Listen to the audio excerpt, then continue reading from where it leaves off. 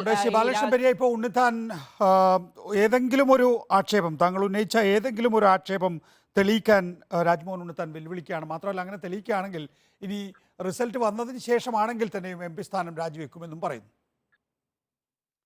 അല്ല, പാർട്ടി ഈ കാര്യത്തിലൊരു കമ്മീഷൻ ഏർപ്പാട് ചെയ്തിട്ടുണ്ട്. അവർ ഈ വിഷയം അന്വേഷിക്കുകയാണ്. പാർട്ടി പരസ്യ പ്രസ്താവന പാടില്ല എന്ന് കർശനമായി പറഞ്ഞിട്ടുണ്ട്. ഞാൻ പാർട്ടിക്ക് വിധേയനാണ്. ഞാൻ ഒരു കാര്യത്തിലും ഈ കാര്യത്തിൽ ഇപ്പൊ പ്രതികരിക്കാൻ തയ്യാറല്ല. ആ, താൻ ഫേസ്ബുക്ക് പോസ്റ്റ് ഇട്ടു, അത് സ്വബോധത്തോടു കൂടിയാണ് ഇട്ടത്, അതുകൊണ്ട് തന്നെ പിൻവലിക്കുന്നില്ല എന്നാണ്. എന്ന് വെച്ചാൽ താങ്കൾ ഒരു മണിക്കൂർ കൊണ്ട് ഫേസ്ബുക്ക് പോസ്റ്റ് പിൻവലിച്ചത് സ്വബോധത്തോടെ അല്ല എന്ന അർത്ഥമുണ്ടോ? ബാലകൃഷ്ണൻ പെരിയ ആണ് സംസാരിച്ചത്. കൂടുതൽ പ്രതികരിക്കാൻ അദ്ദേഹം തയ്യാറല്ല.